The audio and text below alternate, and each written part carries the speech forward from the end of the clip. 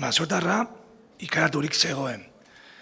Zer egin ezekiela, hartzen du iez bidea, jarraitzen dio katuak, ukitzen dio zerbait atxaparrekin, baina zorionez ez zuen harrapatu. Irten zuenean katuak bihurtu zen etxekoa basokoaren bila. Eta aurkitu zuen odola zeriola lepotik eta beldurrez erdihilik. Esaten dio etxekoak, nola nik bezala ies egin ez duzu katuaren geriza ikusi orduko? Kontu bada hurrengorako. Abiatzen dira berriz jaten, eta honik onenean entzuten da ategiltzen hotza.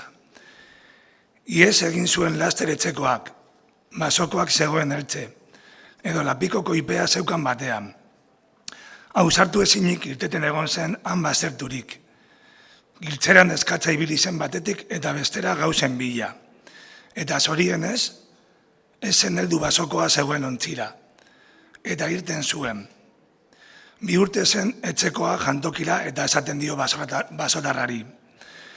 Ez nizun nik esan irteteko eta ies egiteko berehala? Ni naiz soldadu zehar urteak igaro ditudana onelako arriskuetan. Adizkidea, diotza basotarrak. Zuretzat jenari gozoak, aberatz, eta handi etxekoak. Hain nire mendila astana, zenba zaren hobea. Ez duzuan katurik ez giltzera andrarik. Jaten dut nire basoan ezeren beldur gabe.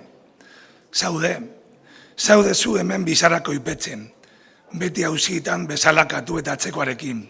Agur, manoane nire basora.